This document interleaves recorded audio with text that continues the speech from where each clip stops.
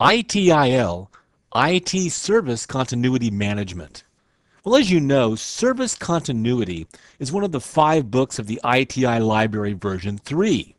Now, even though the previous 2 movies covered primarily service design topics, capacity management, availability management, these also have some overlap with service continuity, or as some call it, disaster recovery. And it makes sense because if capacity is not there, and if systems aren't reliable, available, and resilient, then IT services can't consistently continue. Now, going back to the firefighter analogy, service continuity slash disaster recovery should really be about 90% planning and prevention, and hopefully 10% or much less actual event response.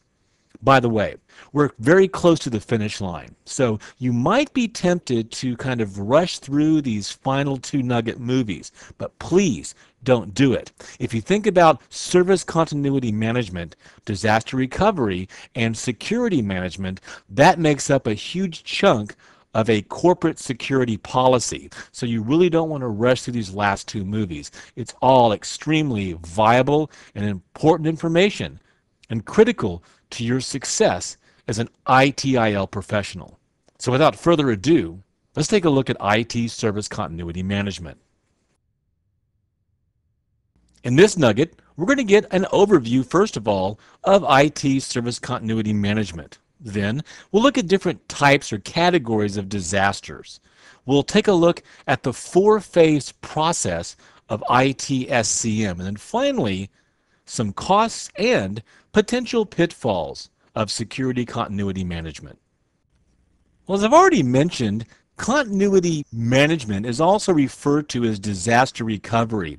And actually, this refers more to the ongoing planning process, planning and training to effectively respond to major disruptions in your business and IT infrastructure.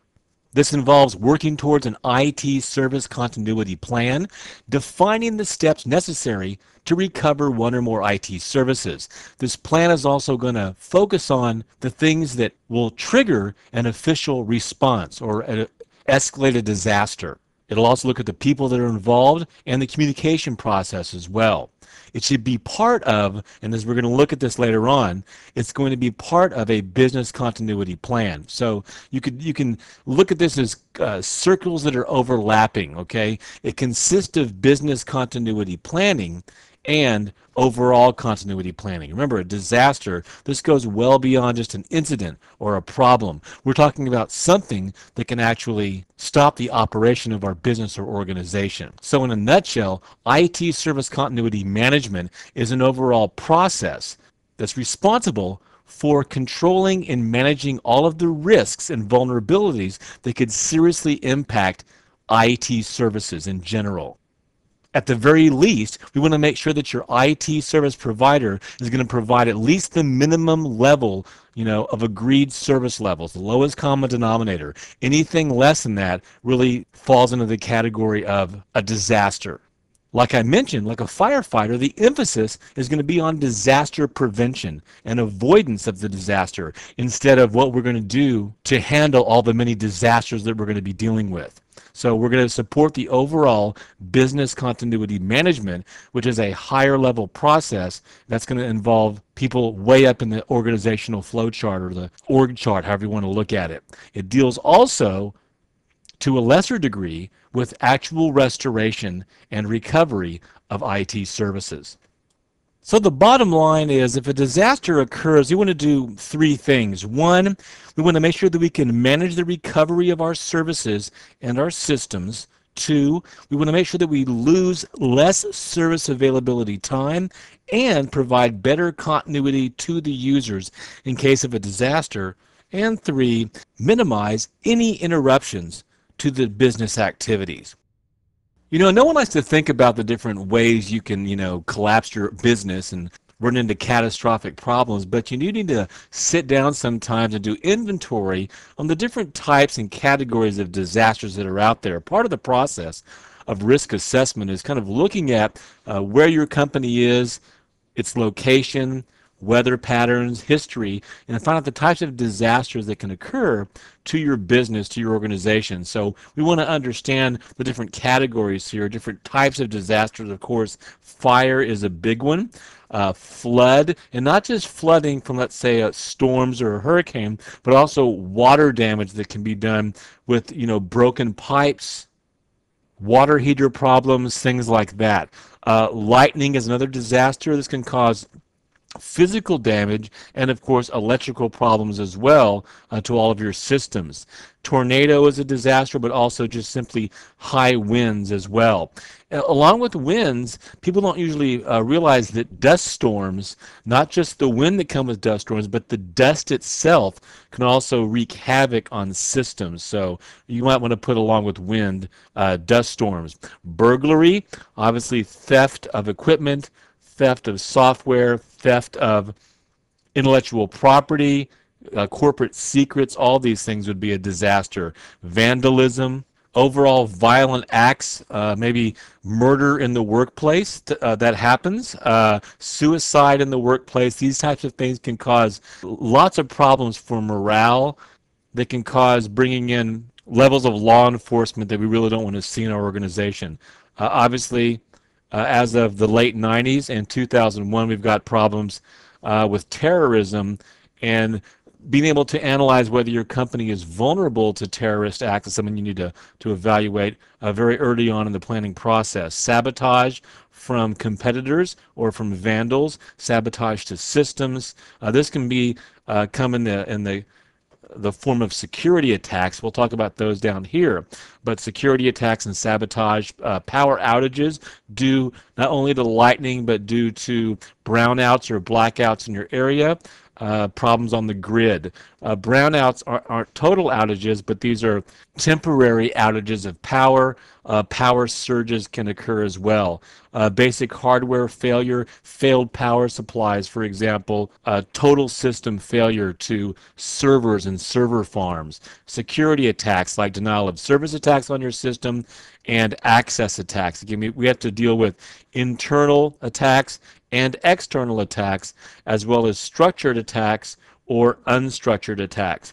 And these are going to be in the form of denial of service attacks and, of course, access attacks, individuals trying to get root level or administrative access to our systems and hardware.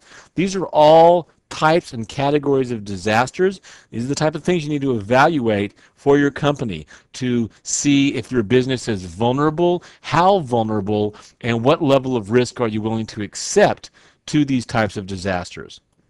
As you can see from the diagram, IT service continuity management is a four-stage or a four-phase process.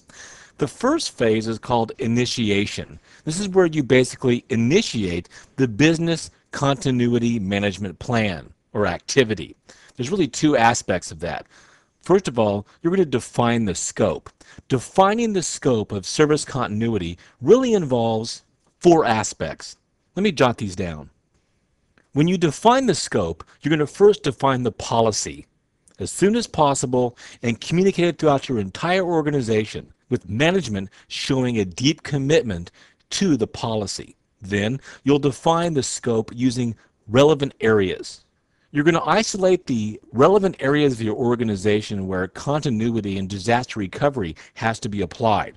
You may also integrate standards like ISO 9000 and BS 7799. These are open standards for general policy principles with approaches and methods for risk assessment and business impact analysis. Then you'll allocate the resources needed to initiate the BCM and then set up the project organization. This is formal project management using possibly a PMP or perhaps using planning software that uses what we call PRINCE2, a project management approach. Once you define the scope, you're ready to initiate the BCM process and move to the second step, which is requirements and strategy. The second phase is looking at the requirements and the strategy that you're going to take for your business impact analysis, your risk assessment, and your overall strategy for IT service continuity.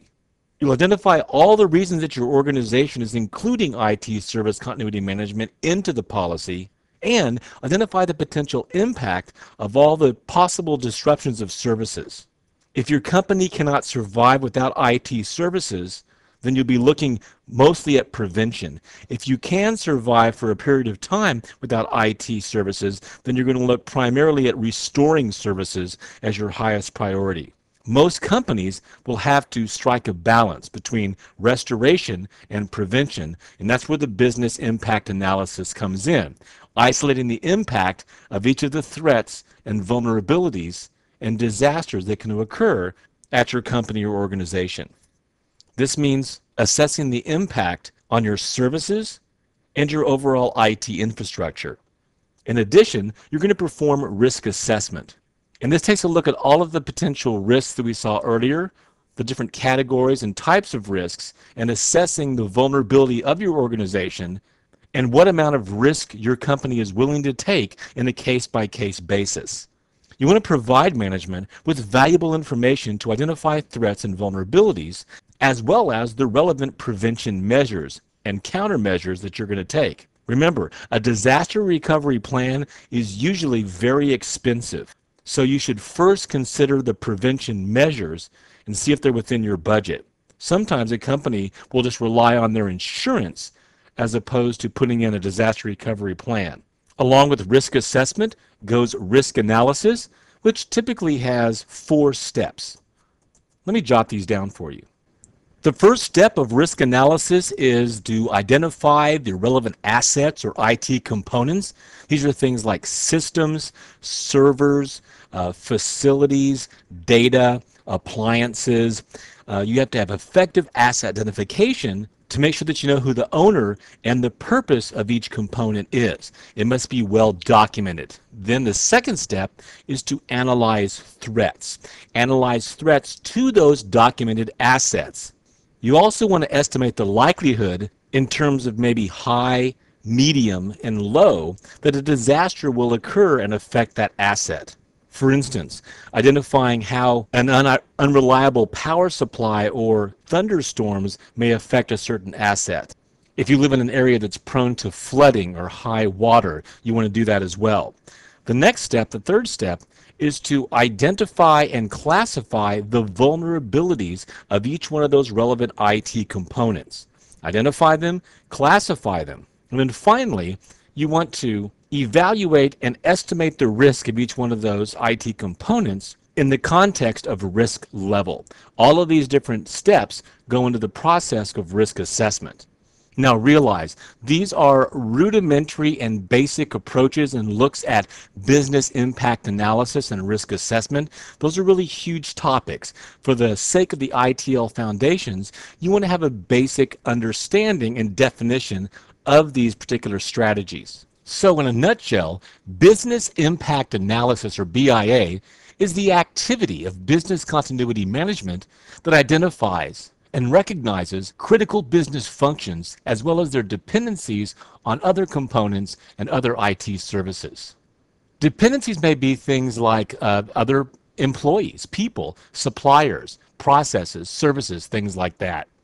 In a nutshell, risk assessment is one of the initial steps of risk management, analyzing the value of assets and IT components, determining their value to the business, identifying threats to those assets, and evaluate how vulnerable each asset is to those threats through the process of classification. Risk assessment can be quantitative, in other words, an objective approach based on numerical data, or it can be qualitative, a more subjective approach. The next aspect of the second phase, requirements and strategy, is IT service continuity strategy. Let's talk more about that. Most businesses, when they form a IT service continuity strategy, are going to find that fine line, that delicate balance between recovery planning and reducing risk. And one of the first aspects of strategy will be to elaborate the prevention measures that are available and that will be taken based on the risk analysis, considering all the cost and all the measures and all the different risk levels.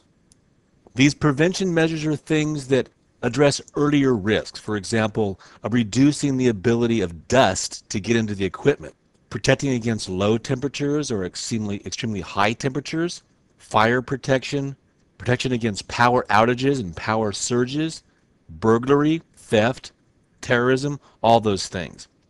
One of the most extensive forms of prevention is shown here on the slide. And this is the stronghold fortress method.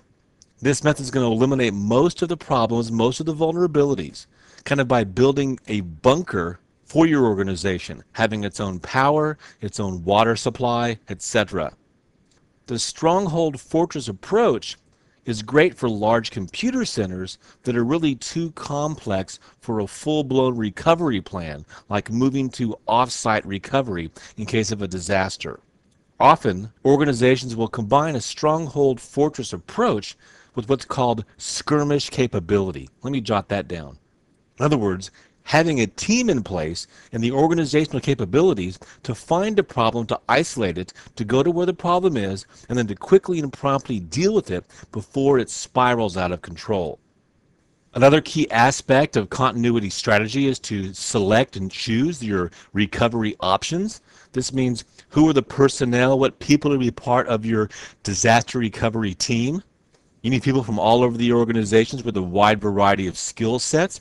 What kind of accommodations are you going to have? Alternative sites, alternative facilities, the ability to have it furnished and to transport people, transport services.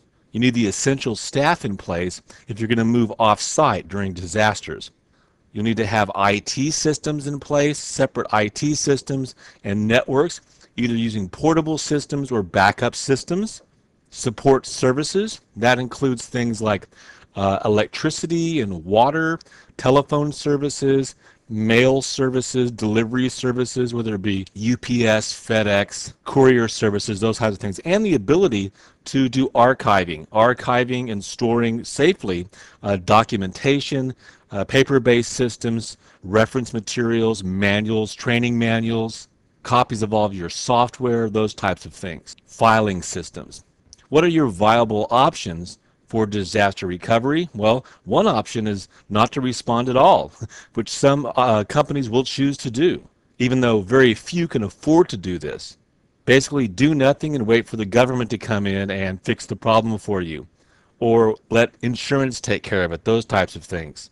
Another viable option in the case of disaster, let's say you've had a flood or a hurricane, is to go to a paper-based or manual system. Return to a manual system. Some companies, for example, like State Farm, who I've worked for extensively through IBM, have really aggressively gone to a paperless environment. They still do some paperwork, of course, but they've really tried to move away from that. They simply would have a very difficult time going back to a paper-based system. So for a lot of companies, paper-based systems that had been used in the past just simply won't be available. But this is a fairly viable short-term option for some companies.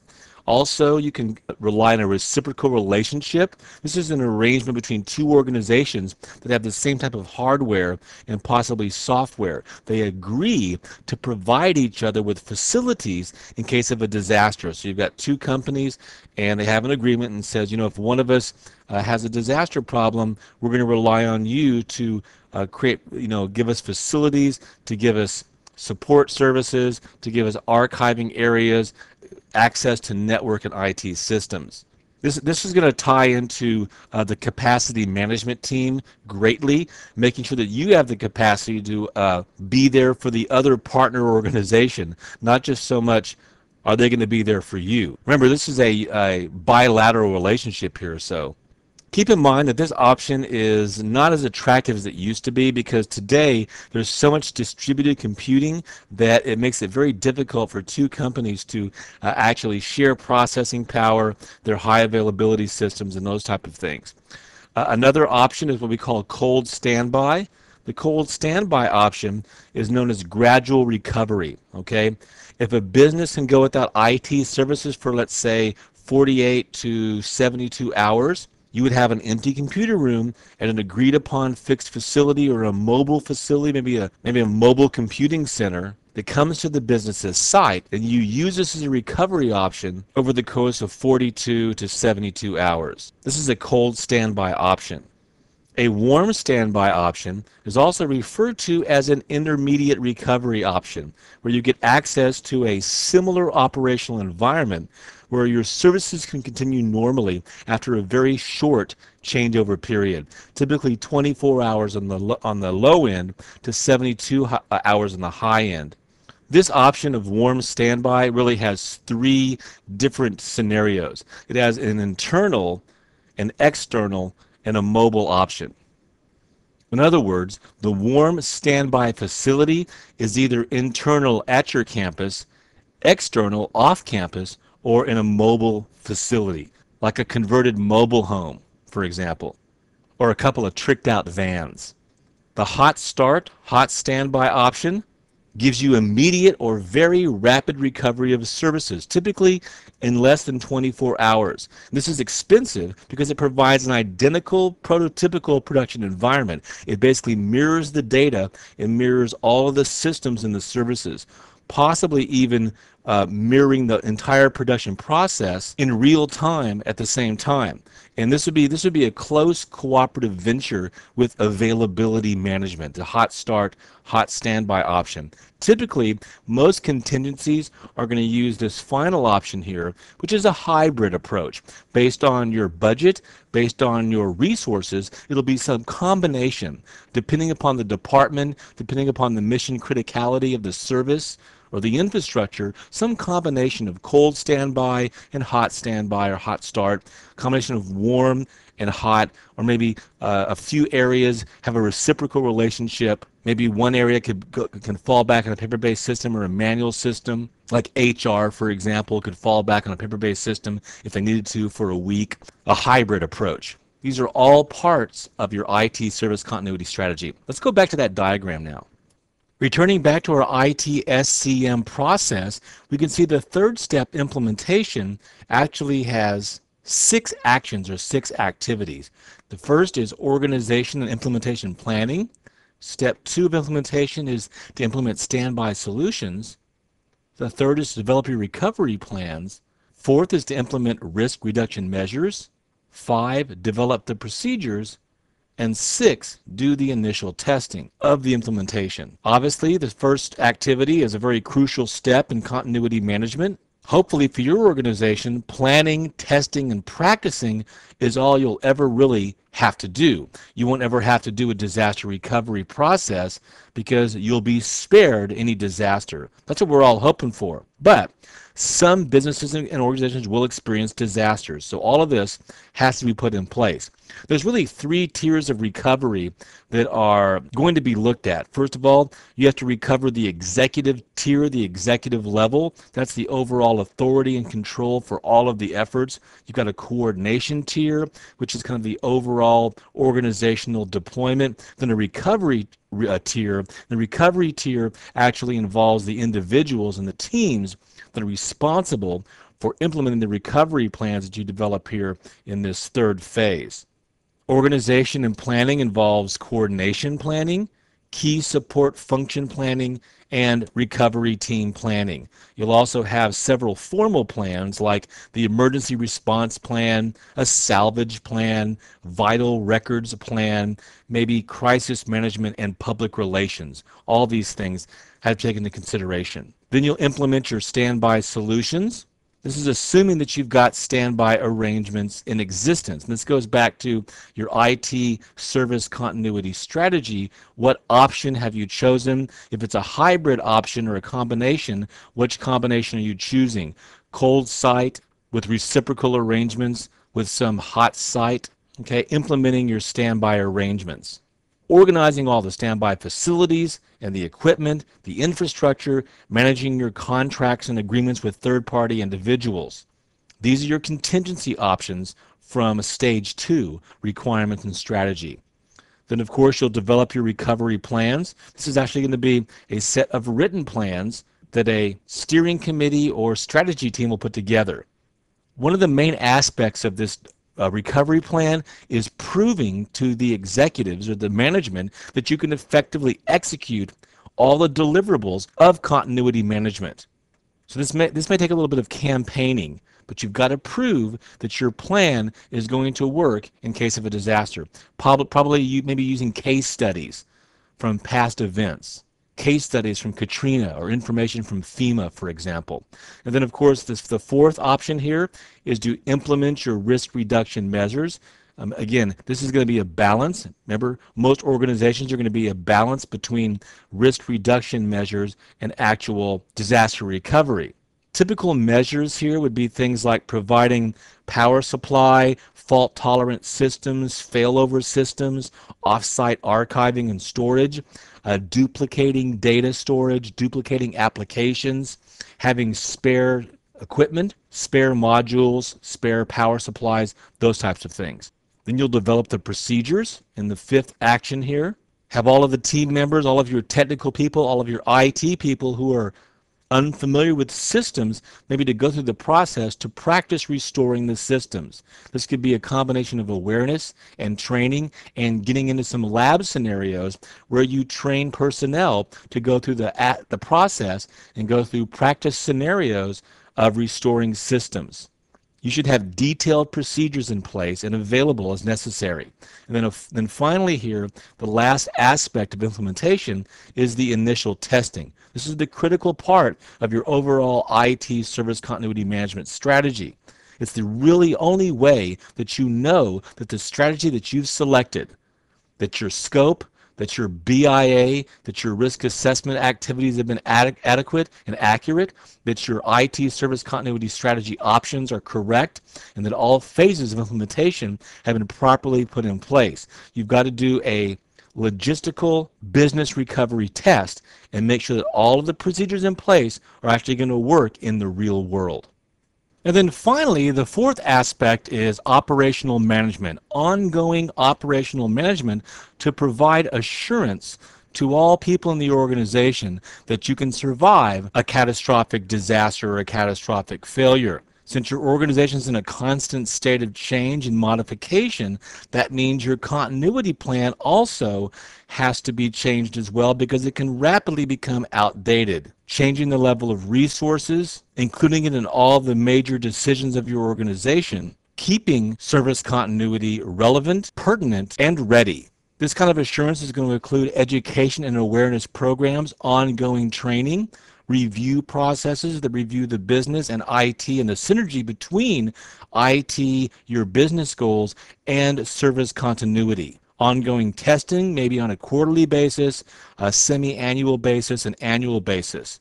Tightly coupling service continuity with change control and change management. IT service continuity management should be a required and necessary aspect of your change management so that all of the changes will be reflected in planning and provisioning and in the change management database. Then, of course, this is all wrapped up in assurance, providing the assurance and the near guarantee that the quality of IT service continuity management and your deliverables strategy is going to be acceptable and provide a sense of well-being and confidence for senior management. Well, this discussion certainly wouldn't be complete without a little analysis of the costs of putting together this service continuity / disaster recovery solution and its potential problems. And as you can already tell, the costs of this solution are going to be great. This is one of those things in an organization, it's money that you spend that you may never actually recoup. It's money that you spend for peace of mind. You may not see a direct return on your investment, and you may not realize that return until a real disaster strikes. So the time it takes to put this in place, the financial resources it takes are extensive depending upon your recovery options. Again, time and expenses for planning, for initiating, for developing, for testing, and implementing. All these things are extensive. You've also got to look at your risk management personnel. You have to train individuals or bring in third-party consultants or experts to help you put this into place. As I mentioned, if you're going to be dealing with a reciprocal arrangement, you'll have to have teams of people on both sides of this bilateral solution. risk management team, software, and hardware in place. Also, there's the cost of your recovery arrangements, whether they're cold site, which is basically equipment just sitting there without operating systems loaded or applications loaded, basically servers and network infrastructure, maybe a warm site or a hot site.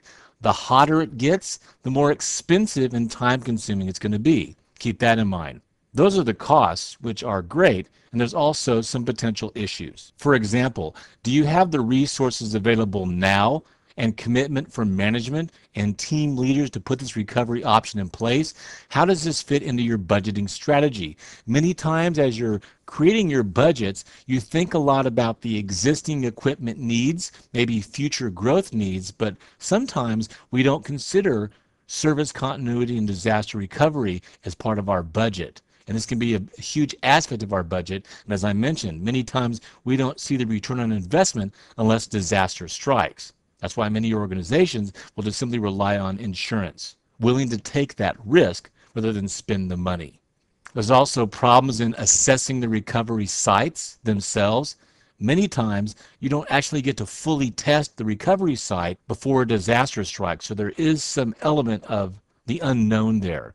Do you have the ability to 100% assess your hot site or your warm site or your cold site? Or is a lot of this just going to be left to past experience and case studies when a real disaster strikes? There's also the problem that management is not committed to disaster recovery. As we said, some management just want to roll the dice and they're more willing to take risk. Have they completely bought into the strategy, or are they more risk takers? Another problem is when you actually have to use your cold, warm, or hot site option, those 24 to 72 hour delay processes turn into perpetual delays, where you're going to days and weeks and possibly even months.